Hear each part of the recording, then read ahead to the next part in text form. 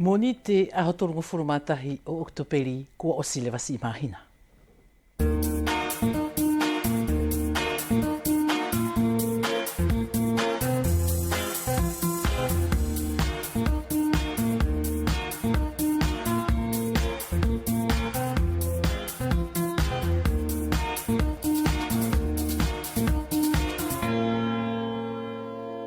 Chers téléspectateurs de Wallis et Futuna, la première, bonsoir et merci de votre fidélité.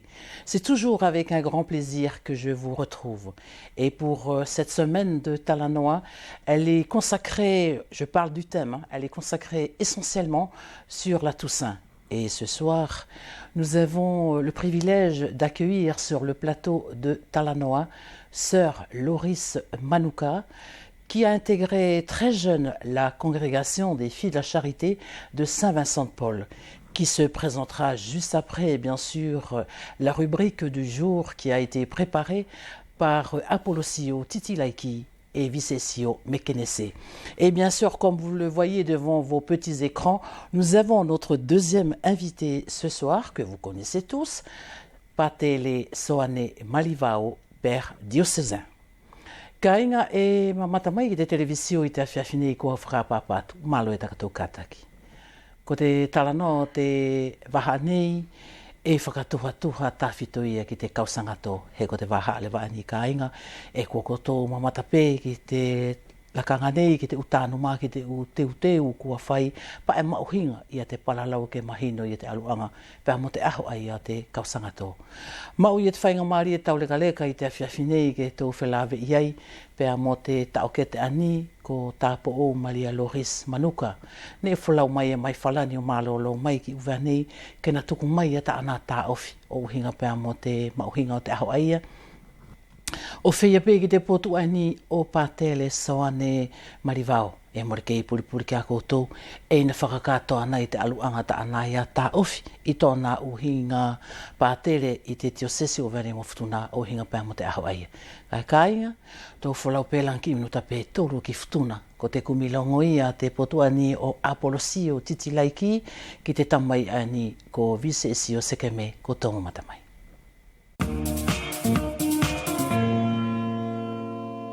Ko ia kāinga, urua ki e whakamalo mu whakapapatu i te awhiawhi. Te alunga o te kātaki pēr mo te tauhi ai pē o te temi i Whelawe. Ko ia e tau whakatahi nei pēr mo te tamai ani ko Vise Mekenese i te kolo ani ko Vaimalau.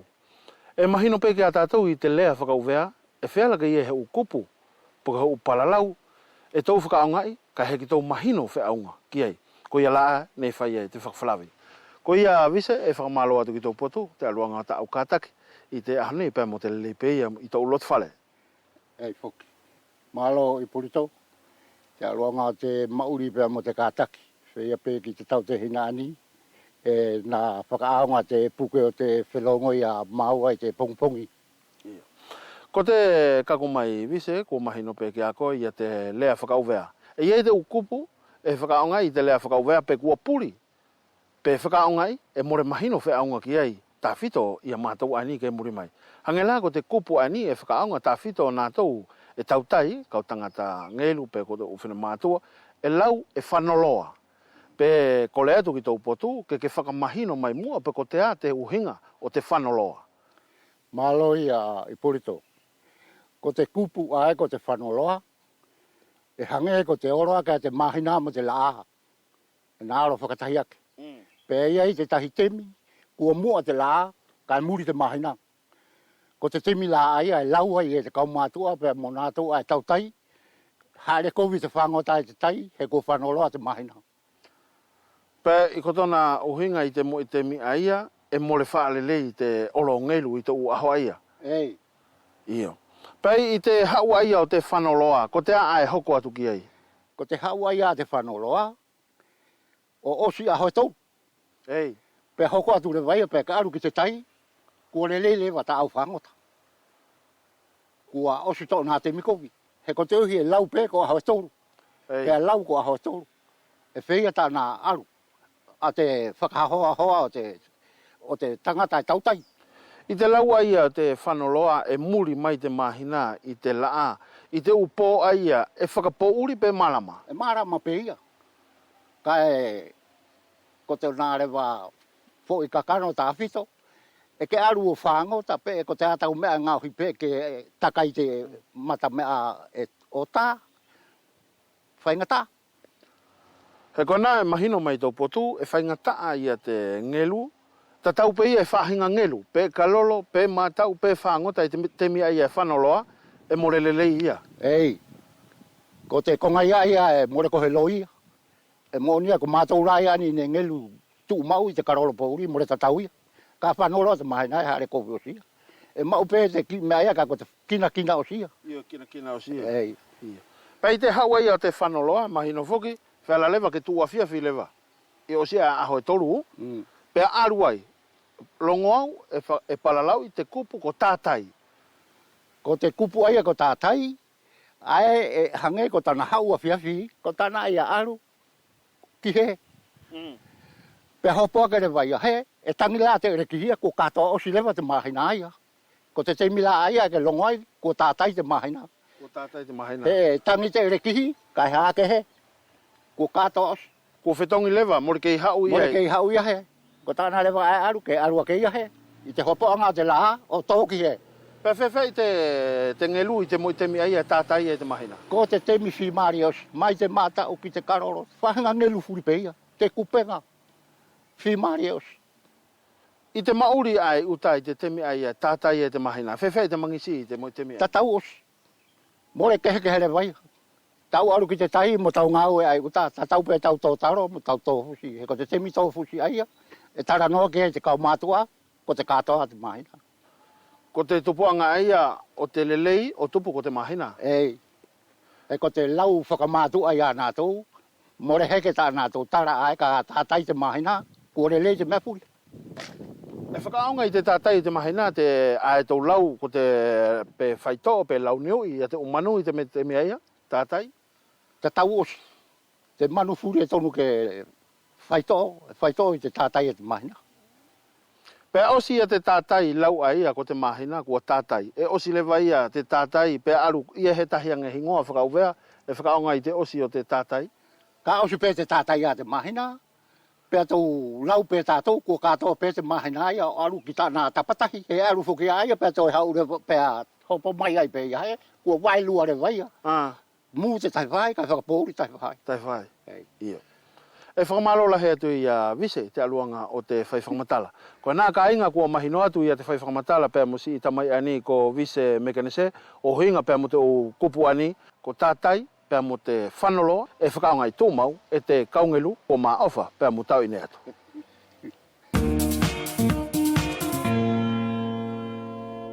Ko tō whakareleanga pe kai ngā langi kua whea pe ko si whakaosi o te mahina ne ko tō mamata mai ki te kumilongoia ka tā whito ki te mauhinga o te kupusinga lea ni te tō nofo whakauvea tātou ko te whanoloa pēr mo te tātai ne e tukuatuia te tamai ani ko Visesio Mekenese pēr mo te poto ani o Ipolito Kaikile Kofe.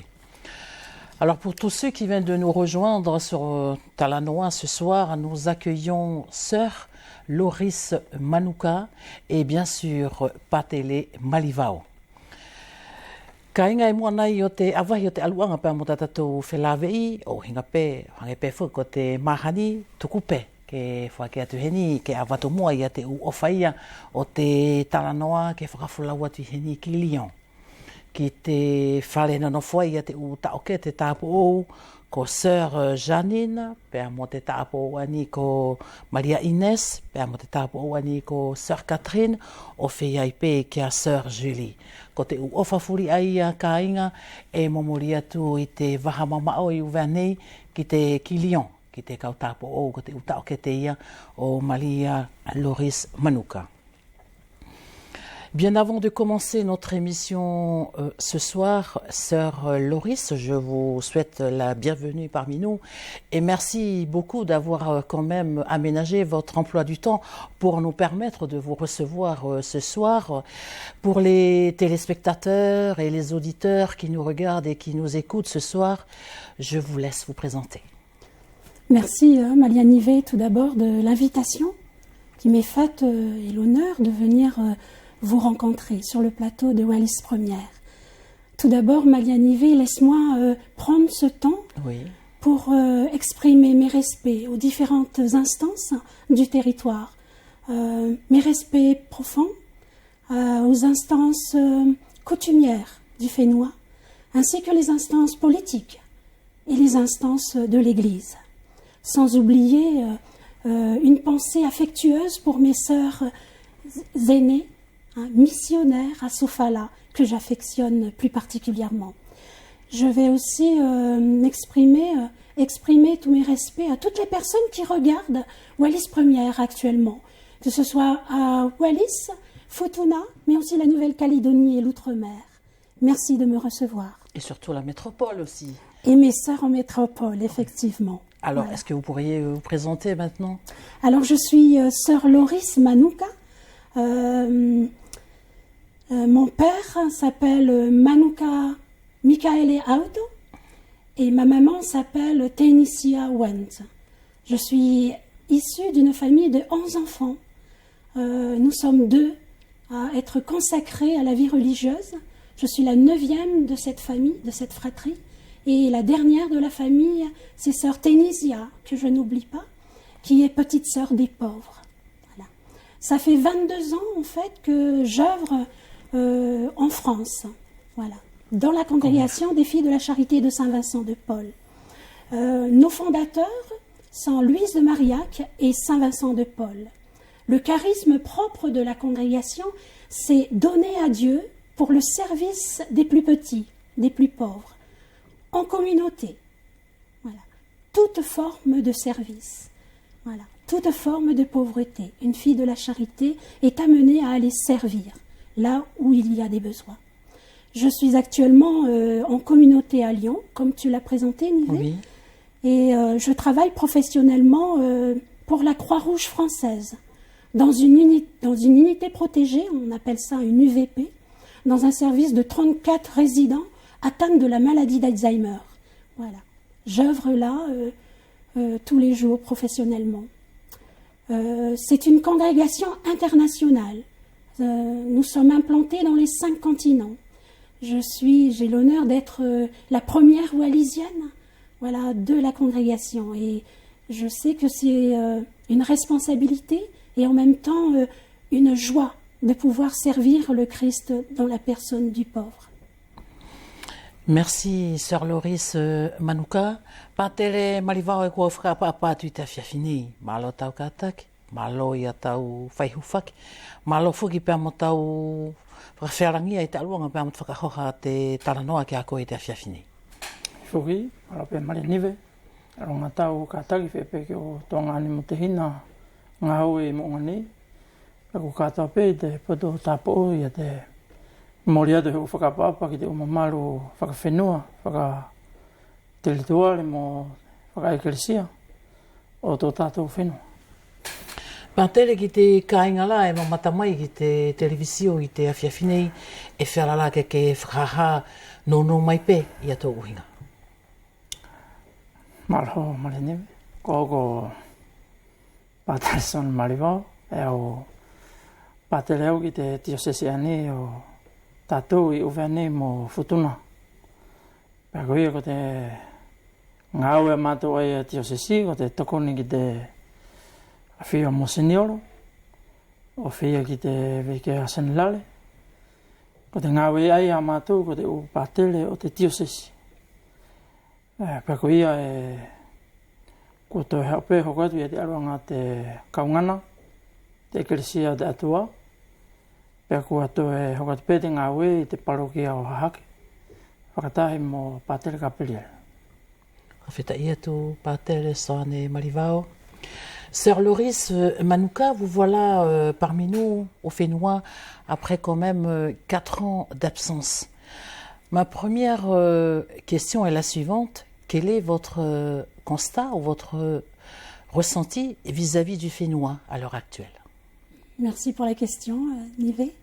Une grande joie, tout d'abord, de revenir aux sources, Oui. après un temps missionnaire en métropole, quelle joie de retrouver des racines. Et ce qui me frappe particulièrement, c'est le respect de l'environnement, la beauté des lieux, la beauté de l'environnement, la propreté en fait du territoire. Je félicite toutes les personnes qui œuvrent justement à maintenir l'environnement propre. Voilà. La joie aussi de rencontrer la famille. Une action de grâce pour ce temps famille. Pour nous missionnaires, c'est une grande joie. Une joie de la rencontre. Et aussi un soutien moral et spirituel à toute personne habitant le Fénois, mais au-delà sur Nouméa, où ma famille est présente. J'ai une grande pensée. Vous êtes très heureuse d'être parmi nous. Infiniment heureuse, oui. Je le rappelle ici que le thème de notre Talanoa cette semaine est consacré à la fête de la Toussaint.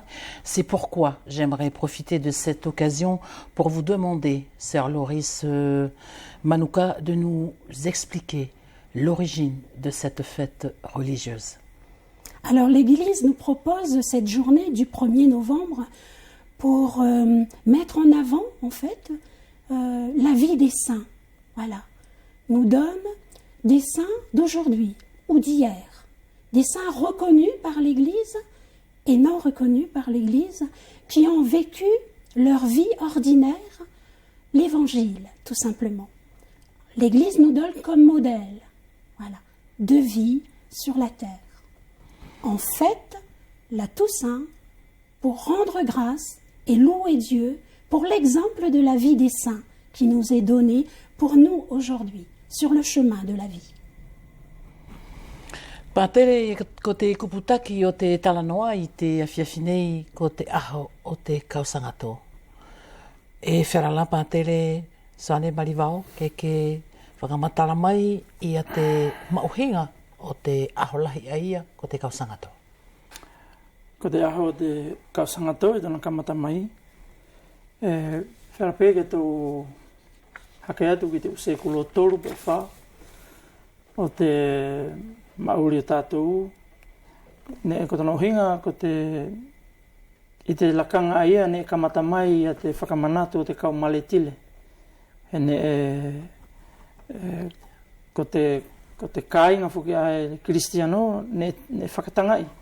Ai o te lotu ai ni ne kamata mai e Kristo. Pea ne whakamanatu e nā tō i a te kau maletile i te lakanga ia, ne hiripe te Pentekoste, pea whakamanatu i a nā tō ai ne maletile. Ai ne e hoko atu ki te kau apostolo. Pea whai mai lewa ia, o langi ko tō au mai ki te ono, pe fitu sekulo, ko whakatu ulewa atu i tapu, ko Bonifasi o tolu, i a te, ke whakalaulahi te aruanga o te hufaki o nā tō ai, ko mamate mo atu te tui. Ko nā tau ane maletile, ko tōna ohinga, ko nā tau tali ke mamate, ka morwhela ke nā tau whakawhisi ki tā tau tui. Ko nā tau hinga o te kau maletile. O whei elewa, te aruanga o te whaihufa ki a te ekelesia, o au mai lewa ki te whakamuli mai lewa, ki a kerekori o te itapu ko kerekori o wha, aki a te whaahinga, hangepe whuki te maori o te ekelesia, e hupe ki he whenua, pēr na taupau te uanga i whenua aia. Hanga peko tātou. Pēr ne whai lewa i a te tau ki tau la atua i hi ake whenua, o hange ne mamafa ki te aho uruaki o Nove Peli. Pako i la ako tō whakamanatua i a te kau sangato i te aho uruaki o Nove Peli. Kai ko te kau sangato, ai e to'o i te ekelesia, ke li liu ko he uwhai taki anga. I te mauri tui, i te mauri vai, mauri manawa ofa, mauri ai whoki e na toi whakamanatu mai, te mauri pe whoki ai o Kristo. Ai komuni o whuriki ei, i nā tau ai e tau lau ko te kau sangato. Ani e tuku mai te liturusia mo te karitari o whakakristiano. Ke li liu ka tātou ko he uwhai takianga. Kai e mahino ka tātou niwe ko te aho aia o te kau sangato.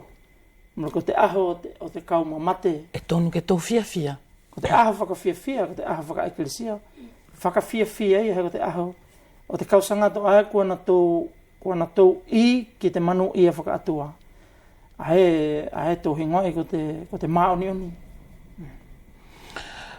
Sœur Loris Manouka, à Wallis ou dans les autres Fénois également, dans les autres îles, nous avons l'impression que d'autres chrétiens, pour eux, la Toussaint, ce n'est pas une fête joyeuse. Au contraire, hein, c'est une action de grâce. Hein. La Toussaint, il faut rendre gloire à Dieu. Hein. Dieu premier servi. Pourquoi? Dieu a donné son amour pour nous, qui cheminons encore sur la terre. Les saints, voilà, l'Église nous donne comme modèle de ceux qui ont pratiqué la bienveillance de Dieu et l'amour de Dieu dans leur vie au quotidien. Voilà. Et il faut en rendre grâce. Voilà.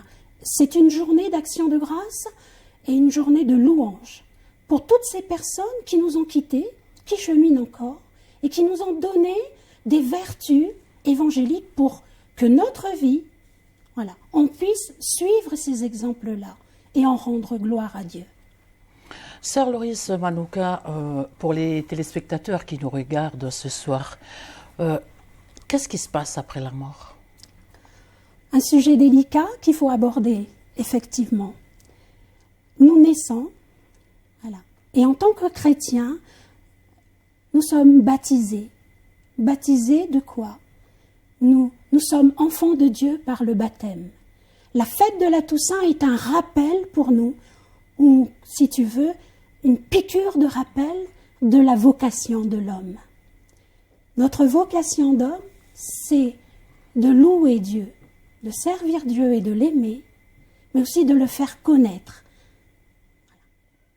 Pour la grande vision après cette vie sur la terre. Voilà. On est, nous recevons le baptême qui font de nous des enfants de Dieu.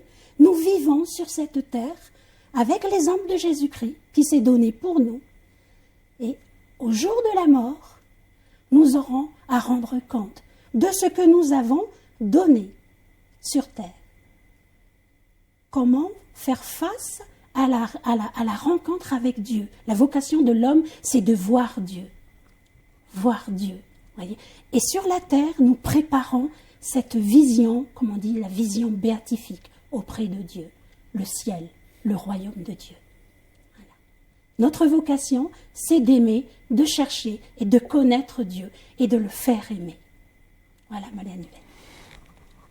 Patele soane marivau ki te kāinga lai ma mata mai ki te tala noa I te awhiawhini e whera ke whakaha mai a tau ia tāofi tō uhinga tamai tau hi laumarie tō uhinga perepite leo silo pe ko te e pe I he mauri hoko atu I te mate.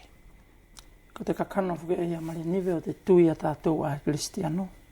Ko te uhi ko tākai loro tātou I tātou papitema. Pa ko te mauri maoni oni ko kamata I te laro kere ani. He tō whakahangahanga furi ki te konga aia. Ui whuki more haako I te tāofi. Ko te tāofi whaka eklesia. A te tui whaka eklesia whuki a Kristo more. Whiale o mai maua para lau whea tupe. Ko konga furi whakakano ki te tohi tapu whuki ae. Ne whakahaha mai ei. Te Vasilio Kristo. Pa koe ko Kristo, ko te atua tupu tangata, ne haere mai ki te mauri ani o tātou, te malama ani, ke hao whakiwhoki tātou. Pa koe ai a hiri te mate, koe whuki ai e tonu ke tō teo I ki te uperesepeta, mo te usakarameta, te ekeresia, ke tō toka teo I te temi furi, he tau I loi whakapapau, e tō mamate. More he tahia o te malama ani, e whiala ke na ui mai he tahiange konga, e tō mamate furi. Pako ia tau tui tātou a te eklesia, e ia te hoko atu o te mauri. E ia te tahi hahai more tui o te malamani. Koe. E ia te tahi hahai he gilongo nātou ki a sesu, pe e kua longo ki te eklesia. Kai ko te tahi whuki hahai a te atua, hene e whakatupu e te atua, ma whaki kātoa ki a nātou, te uvilitu te, whakateolokale o te mauri whaka eklesia. E ia te hahai e au whakamanadu heni, e more misa, e more tui he eki papitema, ka ena tō whaite ngāu e de atua, ena tō whakahoko te mea ailili. Longo lai e more ko hahai, e misa pe ku papitema pe e, ka e te hahai ena tō whaite lele, hene whakatupu te tangata, e lele. Ka kua tō taia pe kua tō lavea e te angahala o le sinale, Ko ia aonga ke ia whaahinga whakamaa, ki whaahinga teu, pa koe whukila e whiala ke mawhasianga ki a tātou, e tau iloi ko papi te mai tātou. E whiala ke hange ne oi mai tāpo ona nei, ki whakamao e whukikita, pene e ke ofa, pene e ke mauri vai, pene e ke ofa ki tau kāinga, i tau ko iloi ko koe, ko papi te mai ki te Eklesia Kristo. Pea whia toa tu lewa te ki whaitaki anga ni, maria niwe, mo whakaosia takutari. Ne tutuki se su, mo tangata e lua. Ko te tangata anga tuu, anga kovi, whakalialia. He ko te kolu se, ko te tāmatei, ko te mea ngāu e tāmatei o tangata whakalialia. I te whaitoko lua ia, ne ia i te whaitoko tahi, ne e siopoto, he whakahemala, he nena iloi ko ia e tutuki loto i Kristo, ko te anga tonu. Pane whenei ia tana uiange, e more tuha mo koe, ia te konga ani. E hange na kofesi oi, e hange whakahemala, e tafuki. Pea e taliange e Kristo, pa o mahalo ko te konga pe aia to he tapu, e to oi tuatahi pe, ia te kupu aia ko paratiso, he ne taliange e Kristo, i te aho ni, e tā whelave i toko paratiso. Ki te tahia tangata, ne loto whai talia pe ia, o tā ofi pe ia i ta ana ia whialahi, i te ta ana pe anghala, ta ana ngatu, o wai pe ia ki ta ona mata. Pea koe pe lai ai amale niwe, ko te kakano ka pōu ki whehui mai, e iei he uri hili e te mate, io, e tō tuifu, ko te tuifu e ia tātou, e iei te mo ae tō kowe seo i da hata pufuri, koe whuki aia ka tō oromisa, pe tō whakalongo he tō kowe seo i te tui aia, e au tui ki te tō tua ki a te sino mai te mate. Profeta Ietu Patele Soane Marivao, Sœur Loris Manuka, nombreux sont ceux qui craignent la mort et surtout l'idée du purgatoire. Pouvez-vous nous expliquer concrètement ce qu'est le purgatoire et surtout, est-ce qu'il existe vraiment et à quoi sert-il? Bonne question en effet. Je vais essayer d'être brève mais profonde aussi. Je vous ai développé la vocation de l'homme, oui. Notre vocation propre sur cette terre. Quand la mort vient, notre corps, comme dit l'Écriture, ce qui est poussière redevient poussière. Voilà. Notre corps terrestre devient poussière. Mais l'âme, l'âme, c'est ce qui demeure éternellement. Voilà. Ce qu'on a été profondément sur la terre, c'est inscrit profondément dans l'âme. Et c'est cette âme-là qui va rencontrer le Dieu d'amour. Tout ce que vous aurez fait de bien, de beau, est inscrit dans l'âme. Tout ce qui n'était pas charité, offense à l'amour de Dieu, est inscrit aussi dans votre âme. Voilà. Le purgatoire, ce n'est pas un lieu, c'est un état d'esprit. L'âme de la fête de tous les saints, ils ont montré devant Dieu et devant les hommes qui ont été, ce sont des amis de Dieu. Ils ont pratiqué les vertus, l'amour de Dieu dans le quotidien. L'Église nous a donné comme exemple. C'est ce qu'on fête le 1er novembre. Toutes ces personnes-là ont l'amitié et la grâce de Dieu pour aller dans le ciel, à la rencontre, dans le royaume de Dieu. C'est tous les termes qui correspondent à la fin des temps. Voilà. Le ciel, le royaume de Dieu. Les âmes qui n'ont pas été préparées assez sérieusement, la vie est sérieuse. La vie spirituelle, c'est un engagement. La foi est une grâce, est un don de Dieu qu'il ne faut pas négliger au quotidien. Nous aurons à rendre compte de l'amour que Dieu nous a donné, parce que ce que nous ferons de bien et de beau sur cette terre, voilà, nous serons jugés sur cette vie sur terre. Voilà. Merci. Et le purgatoire, oui, pardon, oui. Le purgatoire, c'est un temps de purification. Voilà. Tu n'as pas eu le temps de te corriger, ou de te convertir, se tourner vers Dieu ici-bas. Le temps du purgatoire est un temps temporaire. Les âmes du purgatoire sont déjà dans la grâce de Dieu, mais ils ont besoin de se purifier encore pour contempler la gloire de Dieu dans son éternité. Voilà le sens du purgatoire. C'est un état d'esprit du manque d'amour que nous n'avons pas témoigné sur cette terre. L'urgence de donner l'amour que Dieu nous a donné. Merci, Sœur Loris. Manuka, partele ki te kāinga la e mamata mai ki tara noa i te awhiawhi nei e whialala ke whakamahino mai i a te pule katorio he lahi fuki a te kāinga e mamata mai pa mau pela ni.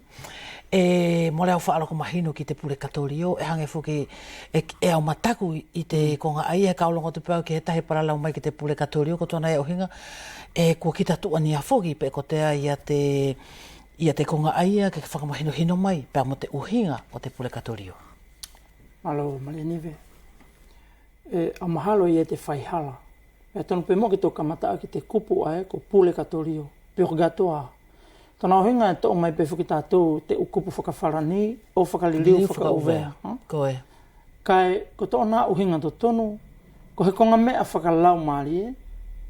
E hoko atua e te aruanga te whakamaa o te lau maari e, i a mua o tana whelāwe i mo te manu i a te atua.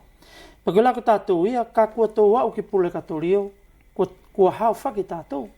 He ko tōna ohinga kei lorotonga te whangona tapu a te lau maari e, ke au ki te pule anga te atua. Ka pau e whakamao mao koe he konga whare whakapō uri. Lorotonga he waha katoa mara ke tō sio ki he mālama. Pea tō lewa koe o velo atu ki te mālama ai o te laa, e ke mate, pe e mamahi tō uru, pe e mamahi o mata. Koe. Pako ia mo le whela ia ke tō mamate tātou, pe tō ora atu pe tātou i whei atu ki te pule anga te atua. E aunga ke hoko atu te whakamaa te lau maari e, pako ila ae e ngoa iei a te komunio, ai a te ekelisia komunio whakatahi mo te kausanga tō, ko te whaikole mo te hufake aia a tātou ani i lalo nei, i te sākala meta aia o te eukaristia a te whakamanatu, tumutumu o te whaikole a tangata kristiano. He kotona ohinga, e mole wheala ia, ke tau orowhea atu pē, e aunga ke iei, fuki heki i temi whakamaa, whakahemala, ke tau wau mamari atu ai lewa, ki te pule anga hau ai o te atua. Ka koila ai au whakaamua mare niwe, ke tau mamata tātou, pe tau ora tu fuki pule katori, ko te hau whaki anga ia tātou, mole aunga ke tau mata taku, ka tau whakaamua la tātou, ke tau mamate e tari whaki tātou i pule katorio. Ko te tahi lewa whai he tonu ke tau te paralau ki te iwheri. Ko te loto whai taliha o te tangata āmatanga lau maari e. A e whai taliha, whakawhistu ki te atua, mole na whia tari, i te mafi o te atua, pe e mole tutu ana e he awhi ke vela hange ko te awhi aini o te malamaini. Ka i e te awhi whakalau maari e tari mamahi e pe anai, i te lau maari. Ia te lau maari eia. E olo e pē e ia ihi, wana tō mea noa i pē ia te ukonga ani, takoa kua ulongo ki ei, ko te iwheria mo te pule katorio, ko te malama pē ani. Kai loa e tū pē ia te tohi tapu, Mateo kapite ufurmanima, e tō longo e la, ko vai ihi ki te manu ia ai o te atua, pēr vai ihi ki te mala ia he ngata.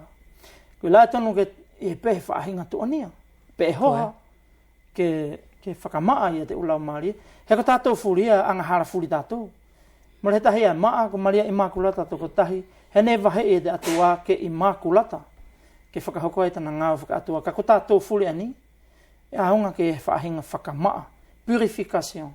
He temi whakamaa, pe tō whaiwhangona e lewa, ke tō wau o komunio mana tō ani, ka tō whakamanatu ko te kausangato. Profeta Iatou Pantel Soane Marivao. Sœur Loris, Manuka, on entend souvent parler du jugement dernier ou encore du jour de l'Apocalypse, sans vraiment savoir à quoi il ressemblera. Pouvez-vous nous éclairer sur le sujet et surtout comment doit-on s'y préparer? Oui, merci pour la question, Nivé. Alors, le jugement, je t'ai développé déjà le rythme de la vie, voilà, ce que nous sommes après la mort, la séparation du corps et de l'âme. Maintenant, nous arrivons à l'étape du jugement. Il y a 2 jugements. Le jugement particulier qu'on appelle un jugement personnel. L'Église le définit ainsi. Toutes les personnes qui ont été dans la grâce de Dieu, qui ont vécu les pratiques évangéliques, l'amour du prochain, l'amour de Dieu, l'amour du prochain et l'amour de soi-même, rentrent dans le royaume de Dieu. Le premier jugement. Ceux qui n'ont pas vécu ou pratiqué l'amour de Dieu sur la terre, qui ont été fermés à toute pratique évangélique, c'est l'enfer. Qu'est-ce que tu mets derrière le mot enfer, Nivé? L'enfer, ce n'est pas un lieu, c'est un état. C'est un état. L'âme morte, je te l'ai dit, tout est inscrit dans ton âme. Tout ce que tu as fait de bien, de beau, et tout ce qui n'a pas été charité dans ta vie. Aimer Dieu, aimer soi-même, aimer son prochain. Voilà. À l'heure du jugement, toutes les personnes qui n'ont pas été purifiées par l'amour de Dieu, qui manquent encore, voilà, purgatoire.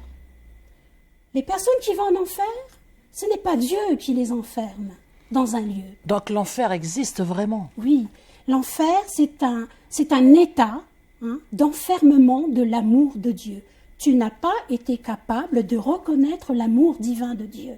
Donc tu t'enfermes dans ton égoïsme. Tu n'as pas montré assez d'humilité pour reconnaître Dieu étant que Dieu. L'homme, voilà, Dieu, l'amour du prochain et l'amour de soi-même. L'enfermement, l'enfer, c'est un état. Voilà. Et tu vas en enfer. C'est dur de parler comme ça, mais c'est une réalité. D'où l'urgence de préparer son éternité. Voilà. Le jugement dernier. Le jugement dernier, Dieu vient dans sa gloire. Les anges aussi viennent. Ils vont venir, toutes les personnes, tous les saints qui sont là à toi aussi, vont rentrer dans la vie éternelle. On appelle la vision béatifique. Qu'est-ce que la vision béatifique? C'est la vie en Dieu, auprès de Dieu pour l'éternité. Voilà le jugement dernier. Ki te hoko atu lewa te aluanga pēr mo tō tala noa I te whiawhini pātele e iei pe I te konga whakam te loto ke vai mai te lakanga ni he kua no I te mi e o tala noa la ki te aito ato onga I o te kāinga. E whera la ke whakamatala mai he ko tata tō nofo ani uvanei ka ke longa tupe ko nai e pātele ne aru ki sia aito ato onga I te whae ai po ko tamai ai ko tōna ohinga ku mate e ku wawe mate. Eo, malo male niwe. Ele leta o whihui ke whakamahinohino I te aruanga o te whakahoko o te sākarameta aia, ko te sākarameta o te kaumahaki. Ko te lolo tapu o te kaumahaki e whakatapu I te whakatapu lolo ae. E teo mai e te epikopo, ma tana kaupele pite lo, pe hoko mai ei ki te paskate. Ko tana ohinga ko te lolo e na hawhaki, te aruanga o te whaimahaki a te kāinga. Uruagi ko te sākarameta aia, ko te whaito'o o te sino mo te laumarie, o te tangata mo te whawhine ae e mahaki. Ka tonu ke mahino ka tātou, ko te uhi e iei te whahinga mamahi ae o te sino. Ae whuki e tō oroai ki te lopitari pe e whaito'o pe tātou I te uki loi whakawhenua. E iei mo te whahinga mamahi whakalaumarie. E iei mo te whahinga mamahi ae o te atamai. Pakoila ko te sakalameta aia e na kofu furi a te aruanga o te umahaki aia. Kai ko he whahinga teu pe ia, o te laumarie o te mahaki aia, ke natari a te ariki, ke lafilafi tu umau I te ariki I aia, o kaunga mamahi mo ia, I tana whai mahaki. E au whiwhakamanatu pe heni, ko Kristo ne marena whai to furi ia, te hahai ae o tona temi. Ne ko te mauhinga ia ke aia, ke na kalanga I te puleanga tana tamai. Kai, ko te mea e mauhinga ka Kristo, ko ta ana ia kaunga whangona mo te mahaki. Kaunga whangona mo ia ai mamahi. Pea koe pela ai whakahoko ai a te sākalameta aia, E mole ai to nga I he tahi. Mahino ne he temi ne hinga te konga ia ko te viatik. Ko te nauhinga ko te konga whakaosi ae tuku to nga whakaosi. Mo kā kua I loi mora ke ia he whaito'o ki te mahaki. Ko hawi mai lewa ia te mate. Kai e tono ke mahino le lei ka tātou. Tō kole ia te sākala me ta ia. Ke na hauwhaki tātou mai ia konga ani kua o vai tu. Mo ia he whaahinga. Tō whakamanatu pēki ai. I tana tui. E kaunga whangona te ariki mo ia. Lolotonga. Ia tona mahaki. Tana whai mahaki. E tono pēke tō whakamanatu fuki ko te ariki. Ne tau mo te ukonga ani. Ko te mea ia e maohinga. E more uia e whaingata te mea ni au ia tū. Koe. Ka e tono fuki ke tari e te kāinga, he ko te mōni fuki ai a Kristo. E tō mama te fuli pe fuki nei tātou, pe kā pohtu kore he umila kulo. E ke tō mā uri fualoa oa. E ka e ko te mea maohinga ka Kristo, ke au ki tau temi mate, e ke lafi pe moia. Ke na manatu I koe, pa ke na wahe I koe, I te temi ae kua osia I tātou mo te malamani. Alors nous arrivons au terme maintenant de notre émission Talanoa. Je pense que vous avez un souhait à nous formuler, sœur Loris Manouka. Merci Malianivé. Mon souhait profond est que la population de Wallis et Futuna comprenne bien le sens de notre foi, de la pratique de notre foi. Voilà. Je voudrais vraiment voir une vitalité, une ferveur dans les pratiques quotidiennes, parce que notre vocation, c'est de voir Dieu. Mon cœur de missionnaire voudrait que toutes les âmes, je profite de la fête de tous les saints, aillent vers la vision béatifique, c'est-à-dire la vie avec Dieu. C'est notre finalité sur la terre. Et mon souhait pour toute la population, pour tout l'Océanie, et pour élargir mon souhait pour le monde entier, des âmes saintes, voilà, pour qu'ils puissent voir Dieu. Voilà. Mais en vivant simplement la vie chrétienne dans l'ordinaire de leur vie. Dieu est amour et Dieu est miséricorde, mais Dieu aussi, il est justice. Voilà. Merci, sœur Loris Manouka. Ki te tāpuni le wadatou ki adatou whelawe I pātere soane marivao, ko apongi ko te aholahi o te kausangato, ko te ki minuta pe e tahi pātere e whelake ke tuku mai e tau whakaamu ki te aholahi a pongi. E au whakamanu ia pe au ki te kāinga fulipe o te whenua mo te tiosesi o tātou, tō ekelesia ia te aholahi ani, ke whakakano e te kausangato fuki a ia, wana tō whelawe I mo te manu ia de atua, pea ke tō whalala fōki ki tana tō whai wheau, ke tō mauri I lalo nei, hange ka tana tuku mai sangata Telesia se suta masii, je passerai mon ciel à faire le bien sur la terre. Ke li liu tōku selo, tōku paratiso, ka whakahoko te lelei I malamane. Whakawheta I atu pātele soane marivao I te alua ngā pēr matau hake mai whoki o tuku mai I te u mālama ani ke manu I te aho te kausangato a pongi ki a koe o whea I pē ki te palo ki a ani o hake ke tauhiki ai. Sœur Loris Manouka, merci d'avoir accepté notre invitation.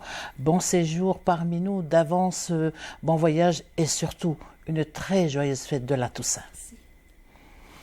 Kainga ki te hoko atu lewa tātou talanoa I te awhiawhinei ko te mako ani ka kotou amana ki mamata mai ki ai ne tāi e te tau lua whema ono. Ne ko te whinemui ani ko rove na longolongo wholau ane na whakafofonga e te palokia o hahake.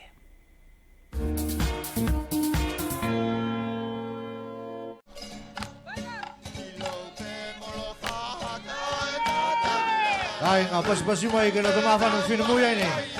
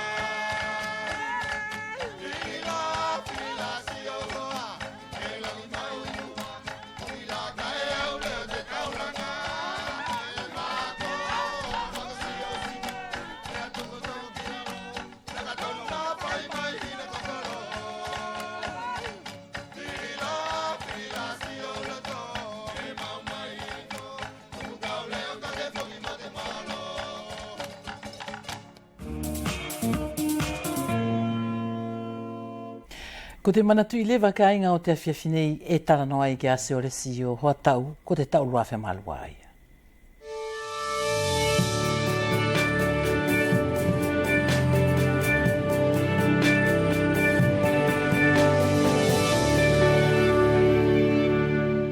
Mano I whanau e toka tolu kor whetu kaulum tu whale ni o si o le hoa tau. Na mawai le soria I le kawe tu walu, siri o whetu e kauru tu fitu na kawa I le malu I mol pui pui o whalani. Kolona ui ngā whetu ka wangfuru tu fitu le soria masani, kolona toe ngā ngā o si o le ministele o kong whenum tertua le whalani mamao, ko ina anga whafufonga o tātou motu I palesi. Na ka inga I whalani mol whawhine kokorina, ka ila ngā oina na fuai, na malama whea unga ki le mauri o tertuale. Ila na amanaki e maoke ane au whetongi, ti toe maoke mopotu e tu tangutu. Asa walu o mai o e lawe tangata wharen furi, kol whakaoki anga I o anga tu whakau kau veveli o le afkara lau iwa kau whatapurima. Ko tahi konga mauhinga, ko te uhi ko te mamori o te sakrifisia ia te misa, tau kau tahi ei, pane whakatahi ei te whaikore, a te hahai, ne tau whakamanata te hahai ne mamate, I te tau whakamori, uhi ke tau maori te whimari ei. Na sekola sio le seminari o paita ti soko atu Sorbonne falani na fainga e fetu tolu ki le maîtrise en sciences sociales. E no fone yo fralongo pe ko afea e fainga malie ke civil. Ana tupu I lea ko te ki hiwa ai a kāinga ka kato mo mata mai ki ai, ko te ki hiwa whakatoka e hoa akia tu te whi maholoani ko te manongi o whiwa e mawai a luto viko whelomaki ko tō mamata mai.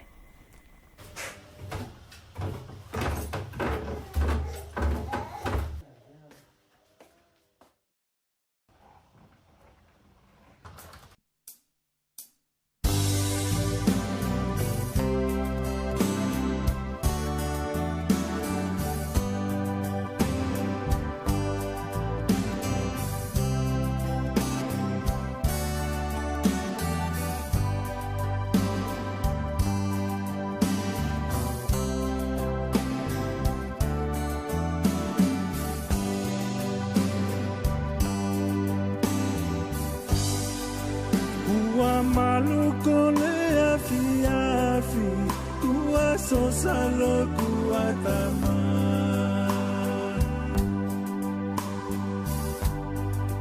Peko fea patina fai Tupuai lo kufene eki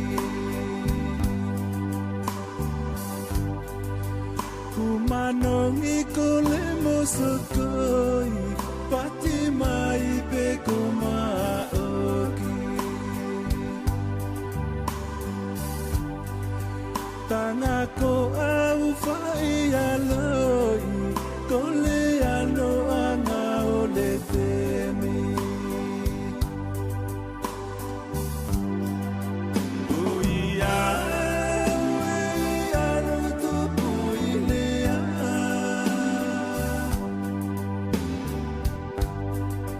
Ka e veli lo kutangata, ko le faua le atu.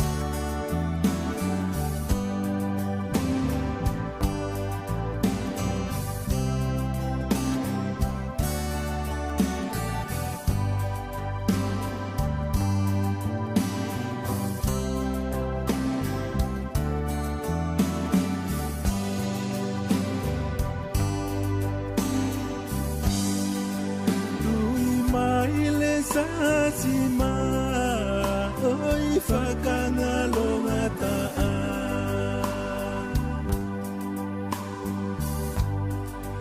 pe pulilo afaka lo tino I o kumata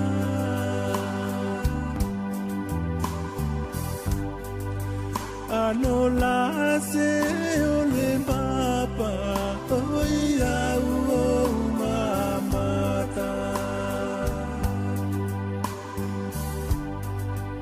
tio whaka o ki maila oi pena tupu I lea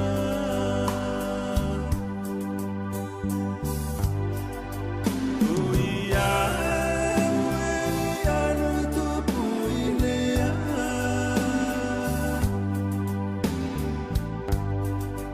ka e veni loku tangata ko le whaua le atua